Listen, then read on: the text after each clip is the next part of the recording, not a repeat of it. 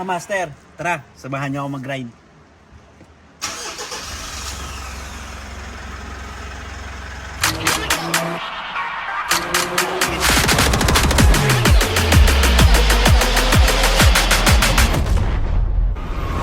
Ayun na. Ayun sila madam. Ayun si sir oh. Kausap ko lang to kahapon si sir eh. Oh, ngayon magdi-deliver ka na sa akin ha. Okay, op. Pang ano ah? Para kaya tapon? Oh, pantakbo ng unit. Okay. Yan, good day mga kamaster. Ito na dito si Ma'am Lira at si Sir Jericho. So, dineliver nila sa akin yung NWOW. Ayun pa isang service nila oh. Yan. So, dito yan sa Montalban branch, kaso walang unit dito sa Montalban. So, all the way from Lagro pa. Galing pang Lagro yan. So, yan. Sige sir, demo nyo. Kung paano ano. Ito po yung sir, una natin yung digital panel board po. Bali, i-debating lang po natin siya. Ito po, sige po. Ito po, since factory charge po siya, nasa 49 volts po siya. 49.6 po. Unang gagawin natin parang cellphone lang din siya sir. 43 to 44 volts po. Gagawin po, i-drain po natin siya. Unang beses lang po yung gagawin. Then, i-charge siya ng 8 oras po. Pagka-charge ng 8 oras, magiging 51 or 52 na po siya. Okay. Then, kapag lolobatin po ulit, 45 na lang po. Bawal na siya bumaba ng 45. Madidrain po yung battery niya. Kailangan hanggang 45 lang. Opo. Kapag bumabiyahe naman tayo sir, normal lang po na nagbabago-bago tong volt indicator niya. Ibig sabihin po, umatak siya ng kuryente. Okay. Next naman sir, full speed po niya nasa 32 km per hour po. So, pwede na. Okay. Odometer sir, parang sa motor lang din po, tsaka sa sasakyan, time travel po, ayan. Next naman po, ito po yung wiper po niya.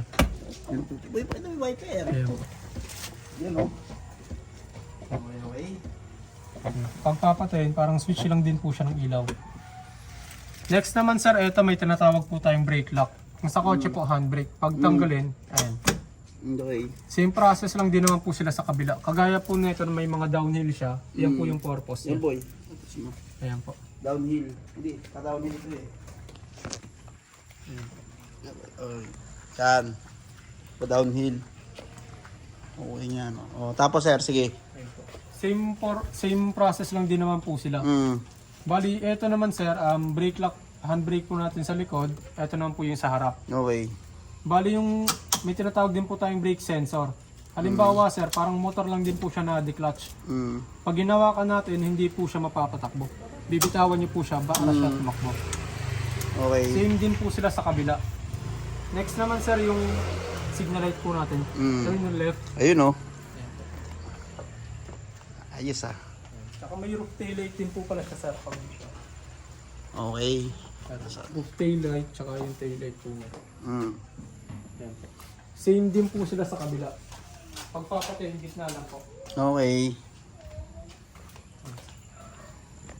Gitna lang po. Okay. Tapos may hazard din po to in case of emergency po.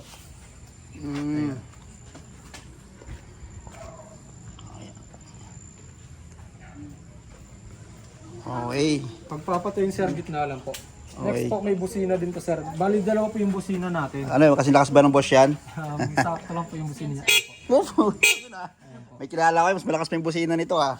Next naman sir, ito po yung headlight natin. Okay, tingnan sa headlight. May high and low ba yan? Apo, ito po yung Sige. high beam niya. Yan. Yung low. Low, ayan po. Meron siyang ano rito. Ah, Yung parang- parehas nito, high end na rin ah. Okay. Tapos, triple disc brake na rin pala, no? Apo sir. Mm. Ito naman sir, throttle or accelerator po. Mm. Ayan. Ito naman yung drive, abante, reverse. Pinaganda na nila ngayon. Ito na, no? Apo. Nakikita ko kasi- pinaganda yung bottom. May Nakapalat switch lang po na siya. no? Ano yung M?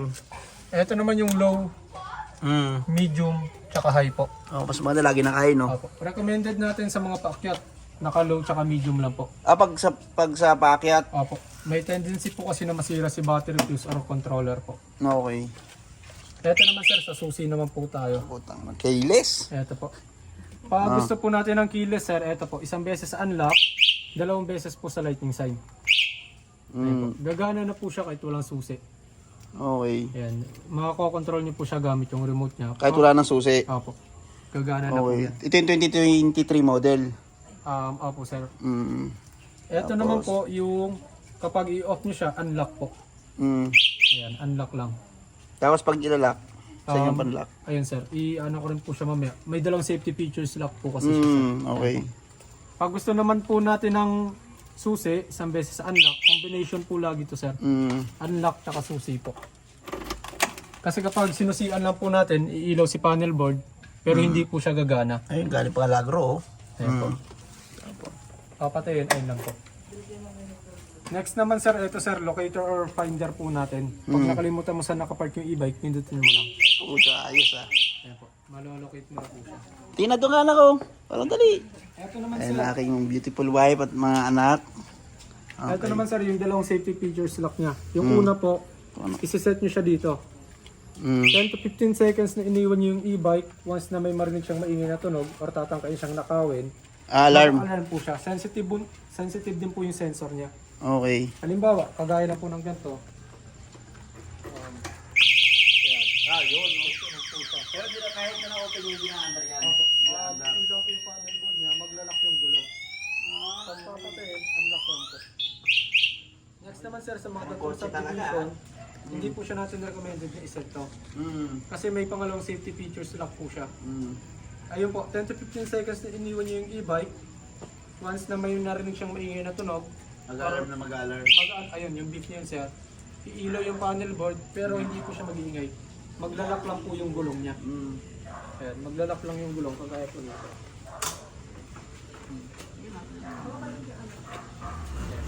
Maglalak po yung gulong niya sir. Okay. Iilaw lang yung panel board pero normal lang po yun. Okay. Yan ang pag-service Pag na sa yan. charging niya naman sir, ito po. Dito yung kina-charge sir. Ayan, ito trapalo. Normal outlet lang din naman po siya. 220 volts po. Okay. Pwede niyo pong gamitan ng extension sir. Okay. Ayan po. Sa sukat naman ng ayun sa gulong naman po, yung hangin niya 30 PSI, pwedeng 32, depende po sa ano niya sir. Lahat 30, pwede na, no? Opo. Yan. Ang Sa- first charge, ano ilang oras? 8 oras po. I-drain mo talaga yan, as in drain. Titirik dapat. Pupugak-pugak po siya sir. Pupugak-pugak. Opo. O shoutout muna sa dalawa. Boy. Puta ka na si Mario. Vlogger o shoutout po. Sa battery naman sir, dito po sa upuan. Nakaskis mo lang din ah. Pagdaan si Kuya. Nagkakatina, bagay ah. Ayan o. Ito po yung battery fuse sir. Nasusunog po yan kapag pinahay natin sa paakyat. Pag ginahay sa pakyat. Opo. Ayan. Okay, tapos ano pa? 4 po yung battery niyan sir. 4. Opo. Sa isang battery box, may 2 battery po yan. Ayan. Ito sir, kahit pagpapamaintenance nyo lang buksan sa amin. Every 6 months po, ginigiro oil po yan sir. 6 months gear oil. Opo. Mga may gear oil na mga idol sa shop. Opo sir. Magkano ang gear oil nyo? 72 sir. yung gear oil. 2.5 monthly. Yan. Pwede na po yung i-test drive sir. Pwede na i-road test yan? Opo. Paano nakapatay ba? Ano yung previous mo? Ano ba itong mga previous mong dala? Ayun, may previous pa si Zero. May helmet. Cap po, tsaka visor. May visor pa. Ayan sir, yung helmet, hindi naman siya recommended na mag-helmet po dito. Kaso standard previous lang po namin yan. Ano pang kasama? Raincoat po. Ayun, daming previous. May raincoat pa oh. Ito naman po yung... 500 na lang oh. Ito po yung mask. Ayan po. Mas ba to? Opo. Ito naman po yung sleeve. 2 pares po yan. Pwede na tayo mamasada. Chain lock po. Ito. Chain lock. Ito naman yung eco bag po sir. Daming previous ah. 1, 2, 3, 4, 5, 6, 8. Ayan o. Sige, testing natin paano i-rotate nga muna natin. Lagyan mo dito sa likod. Ito sir, 45 kilos po. Hindi mo pa kinong 50 para isang kapong bigas ha. Ito. Bali ko pag mga concern ko sir, pwede nyo lang itawag. Tapos kuya, yung pagkatapos ng ilaw ng pag 45 na, kailangan ng charge na. Opo. Pag 45 na. 43 po yung kailangan natin may. 43. Tapos, ilang oras pag nag ano na? 8 oras po yun. Sa una, pangalawang oras. Eto naman, kapag na-drain na siya natin, 45 normal lobat na, may guide naman po tayo sa papel na explain po ni Secretary. Ayun po yung susundan natin. Mga ilang oras yun? Mga Kasi 6 mas hours. parang sasakyan na yan, boss. Okay, sige. Diba? Diyan pa na ako magpa-practice. Ang pag-test drive po pala kami sir, pinipigit po muna. English muna. Tapos, Ay, turbo ako. Kapindot mo. Ano turbo dyan? Kaya Kuya Robinson. Kuya Robinson. Test drive muna kami ha. Tatakbo ba ito ng mga 300? Kaya magkano Robinson? Oo, tagulo ay. Sarbaram pa. dumadamba po talaga siya sir. Ah, tumatang ba? Nabibigla po. Pero kapag Oo, tagulo. Kargado yan, huwag ka magbiro dyan, NWO yan. Kailangan dandaan pala, ano?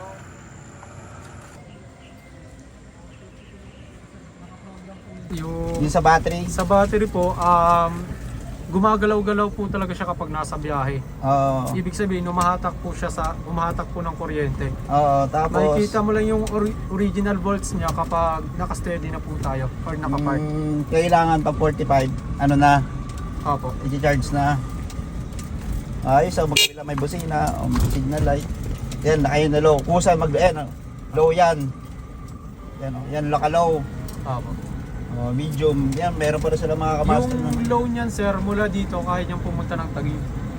Dito. Buong biyahe po. Taguig. Kaso sobrang bagal po, nasa 18 lang siya. Yan, ganyan. Pag medium, hanggang saan nakabutin yan, medium. Ayan po, yung ano po niya, nasa 50 kilometers po yan. 50 kilometers. Opo, kapag Pag, medium. pag high, Sa high naman po, kaya niyang magbalikan ng Marikina. Marikina dito. Apo. Pag full charge. Opo. Okay. Ganun pala. So, ang gagawin lang, Ayan, kagaya niyan sir, binyahe pa natin siya sa Lagro. Yung volt na nabawas sa kanya, nasa 2 volts lang po. so, ilan ba ang full capacity ng volts? Depende po sa load weight niya, tsaka sa mile range. So, ngayon pwede ko i-high. Pag ganito, Apo. pwede niya i-high. Opo. Pag umaandar, pwede mo siyang sir. Diretso. Diretso po. Tapos, Pwede mong bago-baguhin yung try speed natin selector yung po niya. wiper. Yun diba? Yung wiper. Wala nga lang adjustment, no? Opo, wala po siya. Kung ano lang yung pinaka-standard niya. Opo sir. Ito, ilaw. Kaya po, Yun, ilaw po lakas yan. din Nakayo. Dito basta-basta tumataob naman. Opo sir, basta yun po, yung tip namin kapag may mga gutter po, dapat pantay yung lapat ng gulong niya. Hindi po siya nauna yung sa kabila. So, yan po yung charging guide, sir. Okay. Kailangan nyo siya i-drain na hanggang 43 to 44 volts. Isang beses lang yan, sir. Pag na-drain nyo na siya na hanggang 43 to 44 volts, ito po yung 48 volts. Charging time po ng 48 volts. Kung ano po yung katapat niyang oras, ayun po yung oras na i-charge nyo siya. So, 8 hours. Pero bago po nyo po siya i-charge, nakanote po dito na pagpahingayin muna siya ng 30 minutes pagkatapos gamitin, then orasan nyo na po. Then pag naorasan nyo na siya ng 8 hours, sir, magpi-52 volts po yun. Ayun po yung full charge niya. Then yung susunod niya ng laging lobat is 45 volts. Parang 45 volts, Lobat na yun, sir. kailangan na pahingahin na, tapos i-charge Pagpahingayin na. nyo na ulit Tapos, ng 30 minutes, then pero anong pinaka-safe na oras talaga? Mga 8 hours? ayan, sir, 6 point. Kung ano lang po yung katapat niyang oras, ayun lang po. So, ito yung Bawal kasi siya mo overcharge, sir. ang pinaka-drain 42, drain na drain. Drain. Isang beses lang yun, sir. Kailangan sa 45, may charge ko na. Apo. Okay. Ito, i-drain nyo siya na isang beses. Sa susunod na lobat, 45 volts na po. Okay. Then, pagkatapos din siya i-charge, na orasan nyo na siya ng 8 hours, i-cool down ulit ng 30 minutes bago ulit i-drive. So, yan lang naman, sir. Kahit hindi rin pala siya lobat, pwede nyo siya i-charge kung ano lang din yung katapat niyang oras. So, kung 47 volts, ayan, 5.5 hours lang po siya i-charge.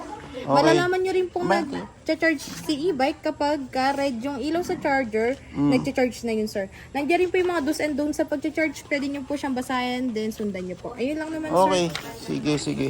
Thank you. Yan, sa mga kamaster, na-explain na sa akin ni Sir Jericho at saka ni Ma'am Mira. Dito sa ERBS2, tama? Yan. Kung gusto nyo PM lang kayo dun sa nila sa NWOW Montalban. Talaga gawan nila ng paraan kasi katulad niya wala silang stock dito sa Montalban. So kumuha pa sila sa Lagro.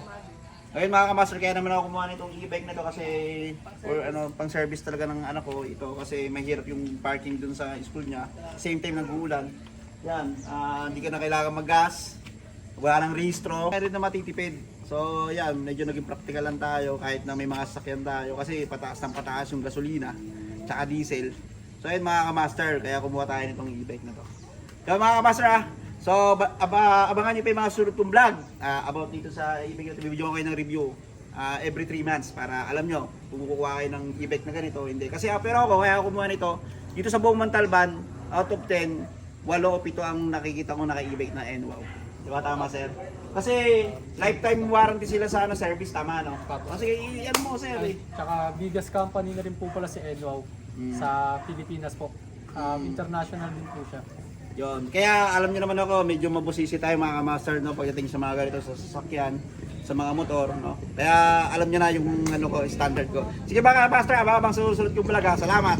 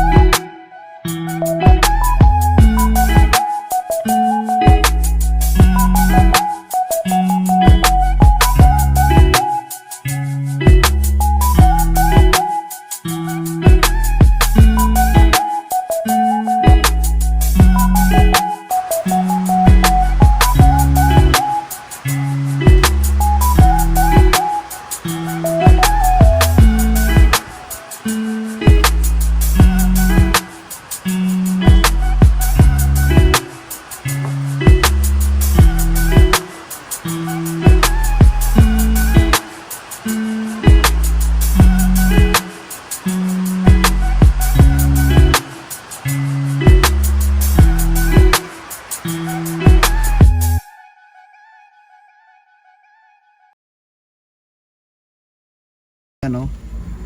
Yan ang ating Pau-Pau, Mami, ang Ate Atina. Ate Atina, saan na? Yun o. Happy! Happy na? Yes! Hindi na tayo mabasa pag mag-ano sa school. Maghahatid. Diba?